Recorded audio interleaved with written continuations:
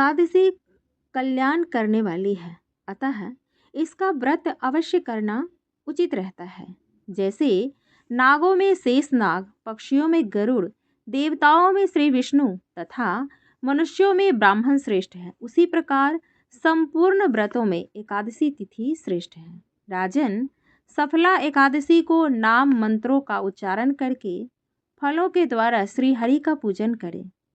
नारियल के फल, सुपारी, बिजौरा, नींबू, जमीरा नींबू, अनार, सुंदर आंवला, लौंग, बेर तथा विशेषतः आम के फलों से देव देवेश्वर श्री हरि की पूजा करनी चाहिए। इसी प्रकार धूप दीप से भी भगवान की अर्चना करें।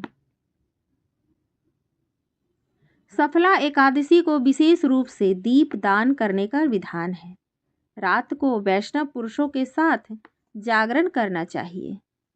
जागरण करने वाले को जिस फल की प्राप्ति होती है वह हजारों वर्ष तपस्या करने से भी नहीं मिलता है। नृपश्रेष्ठ, अब सफला एकादशी की शुभ कारणी कथा सुनो। चंपावती नाम से विख्यात एक पुरी है जो कभी राजा महिष्मति की राजधानी थी। राजऋषि महिष्मति के 5 पुत्र थे।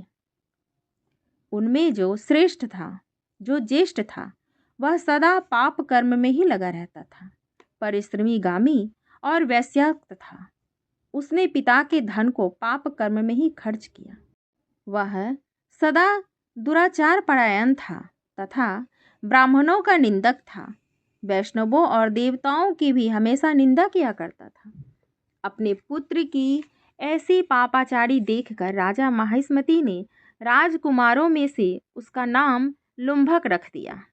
फिर पिता और भाइयों ने मिलकर उसे राज्य से बाहर निकाल दिया।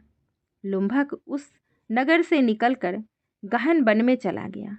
वहीं रहकर उस पापी ने प्रायः समूचे नगर का धन लूट लिया। एक दिन जब वह चोरी करने के लिए नगर में आया तो रात में पहरा देने वाले सिपाहियों ने उसे पकड़ लिया, किंतु जब उसने अपने को राजा महिष्मति का पुत्र बतलाया तो सिपाहियों ने उसे छोड़ दिया। पिता का नाम लेकर के वह बच गया।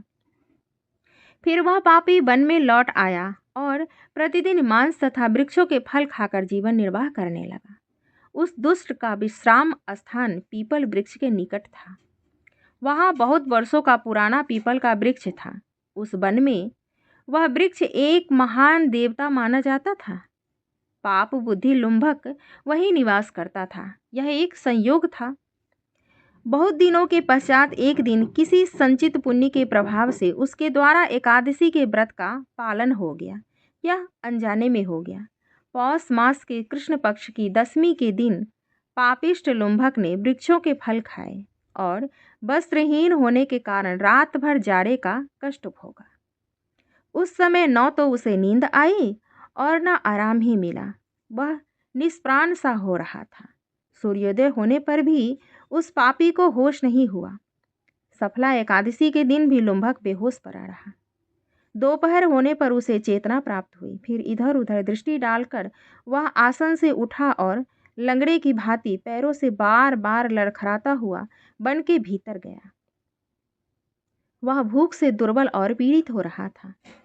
राजन, उस समय लुम्भक बहुत से फल लेकर ज्यों ही विश्राम स्थान पर लौटा त्यों ही सूर्यदेव अस्त हो गए। तब उसने वृक्ष की जड़ में बहुत से फल निवेदन करते हुए कहा, इन फलों से लक्ष्मीपति भगवान विष्णु संतुष्ट हो। यूं कहकर लुम्भक ने रात भर नींद नहीं ली। इस प्रकार अनायास ही उसने इस व्रत का पालन कर लिया। उस समय सहसा आकाशवाणी हुई, राजकुमार, तुम सफला एकादशी के प्रसाद से राज्य और पुत्र प्राप्त करोगे। बहुत अच्छा, कहकर उसने वह वरदान स्वीकार किया। इसके बाद उसका रूप दिव्य हो गया। तब से उसकी उत्तम बुद्धि भगवान विष्णु के भजन में लग गई। दिव्य आभूषणों की शोभा से संपन्न होकर उसने अकंटक राज्य प्राप्त किया और 15 वर्षों तक वह उसका संचालन करता रहा। उस समय भगवान श्री कृष्ण की कृपा से उसके मनोज्ञ नामक पुत्र उत्पन्न हुआ। जब वह बड़ा हुआ तब लुम्भक ने तुरंत ही राज्य की ममता छोड़कर उसे पुत्र को सौंप दिया।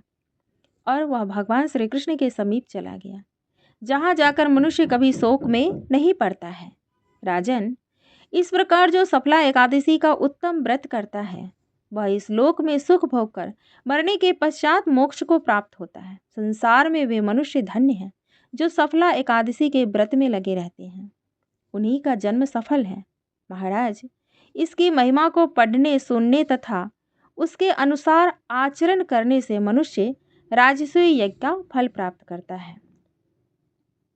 भक्तों, ये तो था सफला एकादशी व्रत की महिमा, महात्म्य जो आपने और हमने श्रवण की है।